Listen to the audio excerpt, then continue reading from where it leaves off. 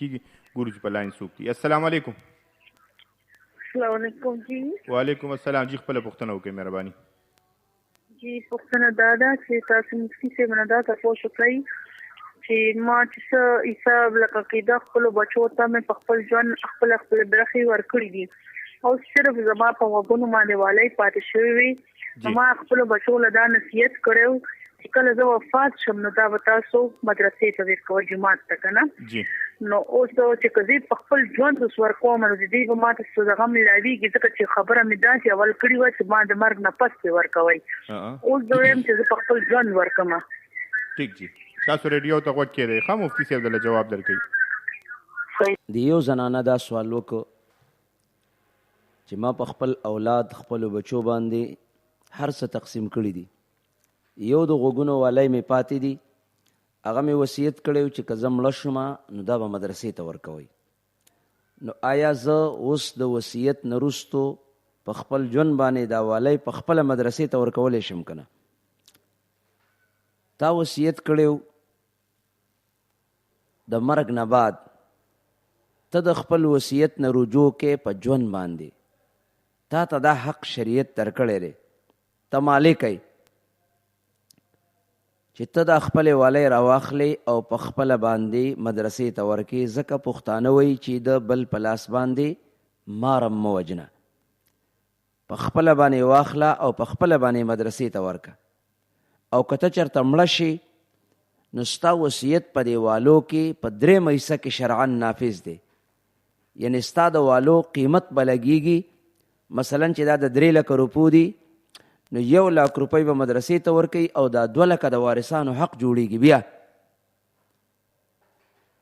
او که ته په خپل ژوند باندې ورکې نو شرعا تا ته اختیار حاصل دی چې ته دا ټولې والی ورکې، ځکه ته مالک یې. چې مړه شي نو ته مالک نه یې، بیا ستا د دې والو مالکان وارثان وګرځېږي. او شریعت وایي چې وصیت په 3مه حصه کې نافظېدلی شي. نو بالکل په خپل ژوند باندې ورکه، ته د خپل وصیت نه واپس رجوع وکړه او د والی په ژوند باندې ورکه. ګورو چې په بل لاین باندې څوک شته دی، څوک دي څه وایي. السلام علیکم جی. السلام علیکم. وعلیکم جی. خپله پوښتنه وکړئ. ما جی پوښتنه ده مستحق کس سره صدقه چې ورکړي څه مدد ورسره وکړي چې هغه بیا بله ورځ بیا هم تمه لري، نو چې هغه ته بیا موږ انکار کوو یا ورته بانه کوو نو ګناه خو منېږي، مدد خو نه جوړ شي.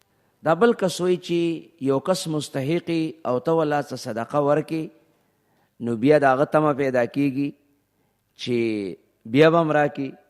نو شیر علي خانه یو مصره ده وکړمه، وایي په سپینه خوله دې مخته کړم، اوس د جوارو روټۍ خوند نه راکوي نه، چې ته یو کس ته څه ورکې نو خامخا به بیا د هغه تمه پیدا کېږي. سپی څنګه شیر زناور دی، شیر علي خانه هغه ته روټۍ واچوه چې کله دې بیا وي نو لکۍ به راته خوځوي چې دا خو هغه کس ته هغه ماته چې روټۍ اچولې وه. نو لازمي خبره ده. پیغمبر علیه السلام ابو عبیده بن جراح رضی الله عنه بحرین ته لیږلی و د جزیې دپاره چې د بحرین نه جزیه راوړه. او په دغه ټیم کې د بحرین والی ګورنر چې کوم و هغه علی حضرمي و. نو چې کله راورسېده نو ته سحر مونځ ته شیر علي خانه ټول انصار رال، جومات بالکل ډک شه. نبی علیه السلام چې سلام وګرځو پیغمبر علیه السلام مسکیش وی اندازه دې ورکوي چې تاسو دا په اتفاق دې مونځ ته راغلی ستی نو تاسو ته پته لګېدلې ده چې څه راغلي دي، د دغې تمې دپاره راغلي. ټول صحابه انصار ورته او د خدای پیغمبره موږ ته پته لګېدلې ده چې ابو عبیده بن جراح رضی الله عنه راغلی او د بحرین نه مال راوړی دی، نو موږ په دغه تمه باندې راغلي چې موږ ته هم پکې څه میلاو شي. پیغمبر علیه السلام صحابو ته دا ونه ویلي چې تاسو ولې په دې تمه باندې راغلی استئ، مونږ ته د خدای د رضا دپاره راځئ او تاسو مونږ ته په دغه تمه باندې راغلی استئ چې موږ ته به پیغمبر په دې مال کې صحیح حصه راکړي. نو انسان کې دا تمه دننه د کپنۍ نه پټ پرته ده، پټ هر انسان کې دا تمه راغلی ده. یو انسان هم داسې نشته. او رحمان بابا وایي که دې تمه د بل چا د دره پرې کړه، که دې تمه د بل چا د دره پرې کړه، بادشاهي دې مبارک شه که ګدای. ډېره زبردست. دا تمه په انسان کې پرته ده، د کپنۍ نه پکې فټ راغلی، فټ ښه نو بالکل به تمه کوي. نو چې هغه تمه کوي که وستې کېږي وله ورکه او که وستې نه کېږي ورته ووایه وی وس مې نشته. بس اوس د دې وجې نه صدقه مه پرېږده که چې زه ورکړم نو دی به بیا تمه کوي. بیا خو به ټوک اډو غریب او مسکین ته به څوک بې زکات هم نه ورکوي، ځکه که زه ورته زکات ورکړم شیر علي خانه نو بیا به دا غریب کاله بیا تمه کوي. نو دا اډو خبره نه ده. ښه السلام علیکم.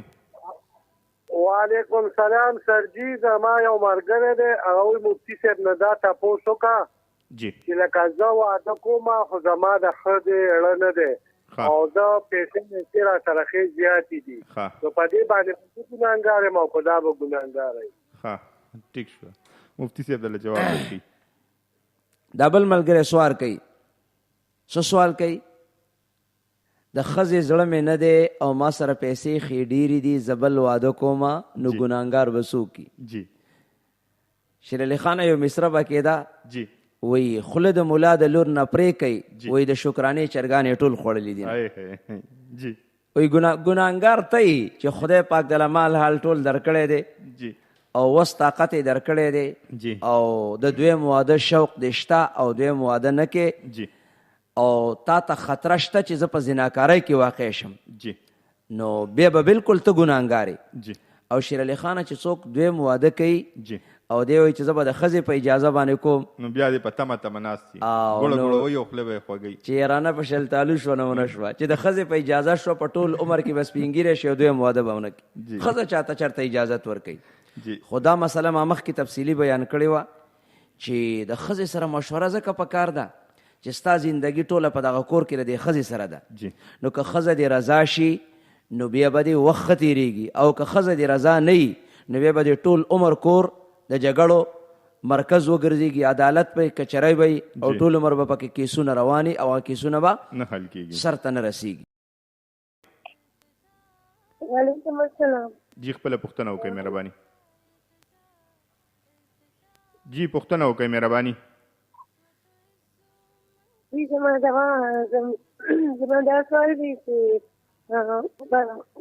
دغه چې وي باتروم کې وایبریشن لګېدلي وي په ولاړه باندې باتروم کې دغه کېږي چې راځم په ولاړه باندې په باتروم کې چارندام کېږي که نه؟ دا شنک ته چې خلک ولاړي چې کوم ځای کې لاس مخ لاس وینځي نو دوی دا پوښتنه کوي. ښه ده چې مطلب هم ترې واخیستی ګن دوی خو ډېر په ګرانه. دا بله زنانه سوال کوي چې په ولاړه باندې باتروم کې چارندام کولی شي.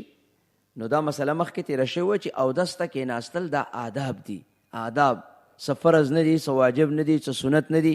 د اودس په آدابو کې دي چې زمونږ او ستاسو پیغمبر اودس په ناسته باندې کړی دی، نو مونږ او تاسو به اودس په ناسته باندې کوو، او که د ناستې ځای نشته او په ولاړه باندې چا وکړو نو بالکل اودس یې جایز دی. والسلام علیکم. وعلیکم سلام. جی وای دا ډالرو روزګار د خلکۍ کرنسۍ جی اوالي دا جایز دي که ناجایز؟ ښه د صرافانو یعنی ډالر د ګټې او تاوان دپاره بعضې نیم ټیم ګران شي بعضې نیم ټیم ارزان شي. بل ملګری سوال کوي چې ډالر اخیستل په دې نیت باندې چې دا ګران شي نو بیا به خرڅوم، بالکل شرعا جایز دي، دې کې څه مسله نشته دی. ذخیره اندوزي هغه د خوراک په شیانو کې ده.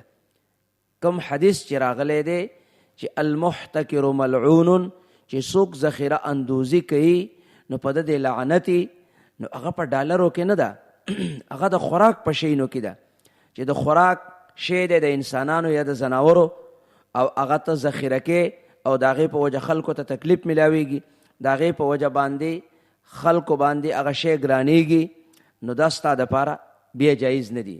او ډالر خو کرنسي ده او زمونږ کرنسي هم نه ده، دا د امریکي کرنسي ده. نو که مونږ او تاسو ډالر اخلو چې کله ګران شو خرڅوم به نو بالکل یې اخیستلی شي. سونه اخلی وی چې کله ګرانه شي به خرڅوم بالکل یې اخیستلی شي.